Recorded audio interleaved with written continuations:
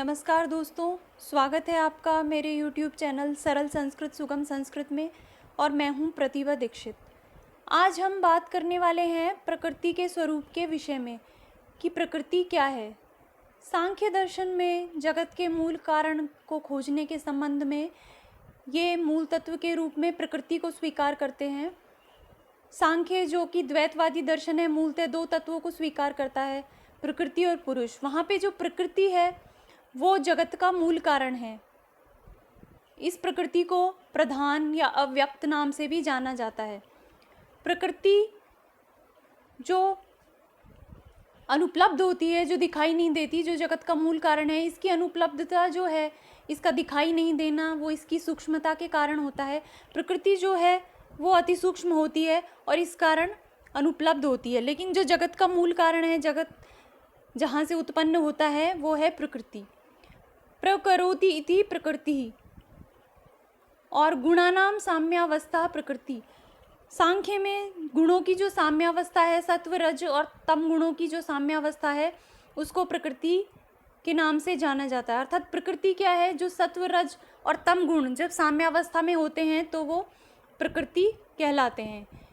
ये जो प्रकृति है, इसके स्वरूप के बारे में बात करते हैं कि इसका कैसा स्वरूप है, इसकी क्या क्या विशेषताएं हैं। तो पहला है जड़।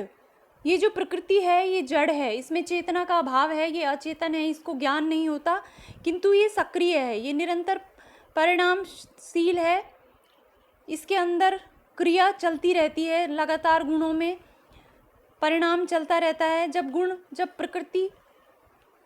जब गुण विषमावस्था में होते हैं तो प्रकृति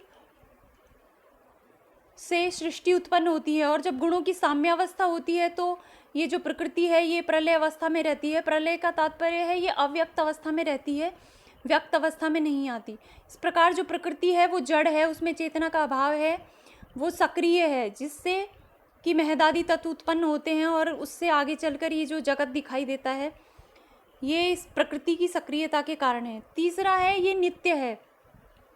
प्रकृति मूल कारण है, इस कारण ये अनादि है और स्वयं उत्पन्न है, मूल तत्व है, इसलिए ये अनित्य न होकर नित्य है। ये या तो अव्यक्त अवस्था में होती है या सृष्टि क्रम में व्यक्त हो जाती है, किंतु ये अनित्य नहीं है। इसके व्यक्त पदार्थों के समान ये अनित्य नहीं है, ये है नित्य। इसके अतिरिक्त प्रकृति जो है वो व्यापक है।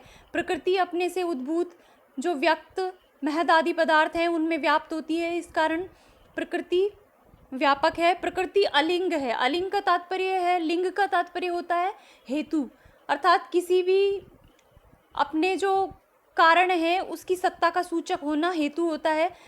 लेकिन प्रकृति अलिंग है, क्योंकि ये जो प्रकृति है प्रधान है, ये किसी अन्य से उत्पन्न नहीं होती, स्वयं मूल कारण है, इसलिए ये अलिंग है। इसके अतिरिक्त प्रकृति निरवयव है, अर्थात प्रकृति अवयवों वाली या हिस्सों वाली न होकर निरवयव है, एक है प्रकृति। इसके अतिरिक्त प्रकृति जो है वो स्वतंत्र है, ये अपने से जगत आदि को उद्भूत करने में, जगत आदि को अभिव्यक्त करने में किसी अन्य कारण की अपेक्षा नहीं रखती, अपितु स्वयं ही सृष्टि क्रम में जब पुरुष से इसका संयोग होता है तो स्वयं ही महदादि तत्वों को अभिव्यक्त करती है, व्यक्तावस्था में आ जाती है, इसलिए प्रकृति जो है वो स्वतंत्र है। इसके अतिरिक्त प्रकृति के और विशेषताएं देखते हैं। प्रकृति का स्वरूप कैसा है? प्रकृति जो है वो त्रिगुणात्मक है, अर्थात सत्व रज और तम गुण जो हैं वो इसके स्वरूप के आधायक हैं। इस सत्व रज और तम गुण जो हैं, यहाँ पे गुण का तात्पर्य वैसे गुणों से नहीं है जो द्रव्य में रहने वाले गुण हैं। यहाँ गुण का तात्पर्य वो गुण नहीं है। यहाँ पे जो गुण हैं सत्व रज और तम, ये इसके स्वरूप के आधायक हैं। जैसे कोई एक व्यक्ति होता है, उसका शरीर और उसकी आत्मा वो उस व्यक्ति के स्वरूप को निर्धारित करते हैं कि ये, जब बोला जाता है कि ये अमुक व्यक्ति है तो व्यक्ति से तात्पर्य उसका शरीर और उसकी आत्मा से है। ये व्यक्ति काला है, ये जो काला है ये उसका गुण है। तो यहाँ पे ये जो सत्व रज और तम गुण है वो उसकी शरीर और आत्मा के समान उसके स्वरूप के आधायक तत्व हैं।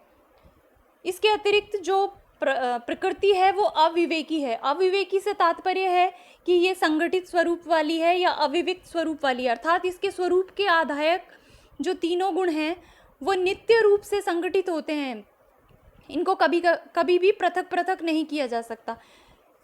जो प्रकृति है उसमें गुण हैं, ये तो हो गया। जब वो व्यक्तावस्था में आती है तो कैसे उससे भिन्न भिन्न पदार्थ उद्भूत होते हैं, तो वो है कि सत्व रज और तम गुण की प्रधानता के कारण भिन्न भिन्न पदार्थ उससे अभिव्यक्त होते हैं, उद्भूत होते हैं, उससे विभक्त होते हैं। लेकिन ये तीनों गुण कभी भी पृथक नहीं होते, तीनों गुण हमेशा जो है संगठित रूप में होते हैं। और ये जो इनकी तीनों गुणों को जो साथ रहने की जो इनकी प्रवृत्ति है वो नित्य होती है। इस कारण प्रकृति का जो स्वरूप है वो अविवेकी है। इसके अतिरिक्त जो है प्रकृति वो विषय है, अर्थात ज्ञेय है या अनुभाव्य है। इस प्रकृति का अनुभव किया जा सकता है, ये जानने योग्य है। इसके अतिरिक्त ये प्रकृति है सामान्य, साधारण। सामान्य का तात्पर्य ये साधारण है, अर्थात अनेकों के द्वारा ग्राह्य है। जो विभिन्न पुरुष होते हैं और विभिन्न बुद्धियों के द्वारा इसका ग्रहण किया जाता है। किसी एक के द्वारा ग्रहण न होने से ये विशेष नहीं है, अपितु अनेकों के द्वारा ग्रहण किए जाने के कारण प्रकृति है सामान्य।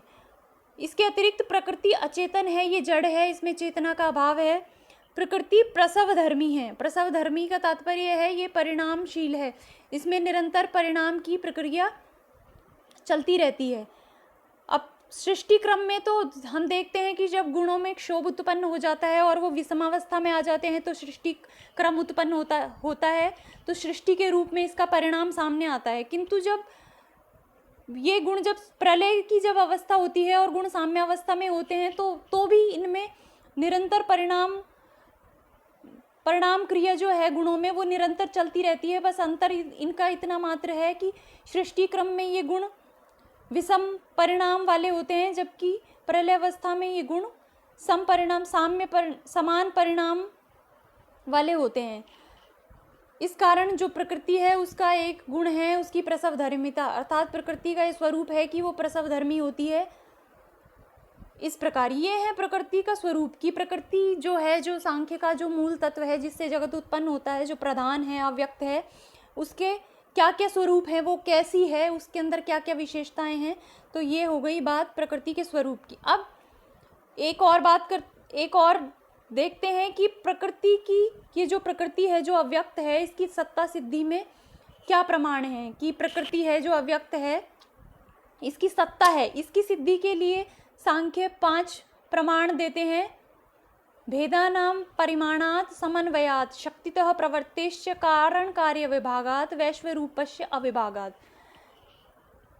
ये कहते हैं कि भेदों के परिमाणात्, भेदों के परिमित होने से या असीमित होने से, भेद जो कार्य हैं जो हमें दिखाई देते हैं, जो सृष्टि प्रकृति की जो व्यक्तावस्था है, जो सृष्टि है, उन कार्यों के उन परिमित या सीमित होने के कारण वो मूल कारण नहीं हो सकते। उनका जो मूल कारण होगा वो निश्चित ही कोई अपरिमित तत्व होगा, असीमित तत्व होगा, और वो जो तत्व है वो है अव्यक्त। इसके अतिरिक्त दूसरा जो प्रमाण देते हैं वो है समन्वयात, अर्थात कारण का अपने कार्य में समन्वय होने के कारण, अपने कार्य में अनुप्रविष्ट होने के कारण अव्यक्त जो है वही मूल कारण है। मूल कारण जो है वो अव्यक्त है। जैसे कि मिट्टी जो होती है वो निराकार होती है, किंतु जब उससे कार्य, घट रूपी कार्य उत्पन्न होता है और जब वो आकार में आ जाता है तो उस घट में मिट्टी जो निराकार है वो समन्वित होती है। इसी प्रकार ये जो कार्य, जगत रूपी कार्य दिखाई देता है, महत आदि जो व्यक्त हैं, इनमें अव्यक्त जो है उसका समन्वय होने के कारण जो मूल कारण है वो अव्यक्त है। तीसरा जो है प्रमाण वो है शक्तितः प्रवृत्तिश्च। अब सांख्य जो है वो अपने सत्कार्यवाद के प्रसंग में ही ये कह देते हैं कि कार्य का तात्पर्य कारण में कार्य का अव्यक्त रूप से रहना ही कारण की कार्य को उत्पन्न करने की शक्ति है। अर्थात कारण क्या है, वो कारण इसलिए है क्योंकि वो कार्य को उत्पन्न करने की शक्ति रखता है, और कार्य है इसका मतलब कारण है और कारण में शक्ति है, उसी से कार्य उत्पन्न होता है। तो इस प्रकार जो व्यक्त होगा वो अवश्य ही अपने व्यक्त होने से पूर्व अव्यक्त होगा। तो जो व्यक्त है वो मूल कारण नहीं हो सकता, उसका मूल कारण अव्यक्त ही होता है। इस प्रकार शक्तितः प्रवर्तिश्च से ये सिद्ध होता है कि जो मूल कारण है वो अव्यक्त है। चौथा कारण देते हुए ये बोलते हैं, चौथा प्रमाण देते हैं कि कारण कार्य विभागात, अर्थात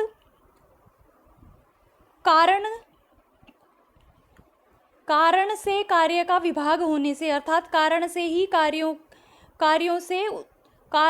कार्यों के विभक्त होने से, उनसे व्यक्त होने से या उत्पन्न होने के कारण, और वैश्व रूपस्य अविभागात, और प्रलय की अवस्था में ये जो विभिन्न कार्य हैं, जो इनका अपने कारणों में अविभाग हो जाने से, उनका लय हो जाने से जो विभक्त पदार्थ है वो कार्य है, अतः विभक्त होना ही व्यक्त होना है और अविभक्त होना ही अव्यक्त होना है। तो जो विभक्त होते हैं, जो कार्य हैं, वो मूल कारण नहीं है, अपितु जब वो अविभक्त थे, अव्यक्त अवस्था में थे, तो वो कारण रूप में थे। इसलिए कारण कार्य विभागात, कारण से कार्यों का विभक्त होने के कारण, कारण से ही कार्यों के उद्भूत होने के कारण जो कार्य हैं, ये जो संसार में, जगत में जो दिखाई पड़ते हैं विभिन्न वस्तुएं, महद आदि जो अहंकार आदि पदार्थ हैं, ये कार्य हैं और इन कार्य का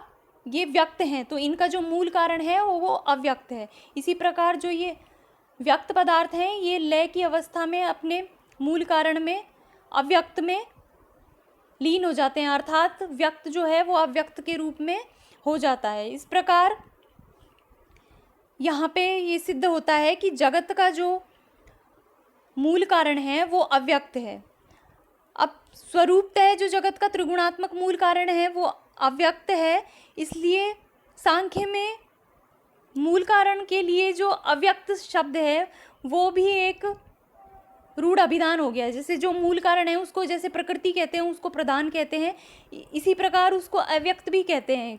अब अव्यक्त जो है वो इस प्रकृति का, इस मूल कारण का मूल स्वरूप है, किंतु ये अब इसके एक नाम के रूप में, इसके अभिधान के रूप में ही प्रचलित हो गया है। तो इस प्रकार ये जो है प्रकृति का स्वरूप है कि ये जड़ होती है, सक्रिय होती है, इससे निरंतर सृष्टि क्रम में इससे जगत आदि पदार्थ उत्पन्न होते हैं, तो ये है प्रकृति का स्वरूप। तो आज हमने जाना है सांख्य दर्शन के मूल तत्व प्रकृति के बारे में। आगे अब हम बात करेंगे पुरुष के विषय में। तो इस वीडियो को यहीं पे लगाम देते हैं, मिलते हैं अगले वीडियो में नेक्स्ट टॉपिक के साथ। तब तक के लिए धन्यवाद।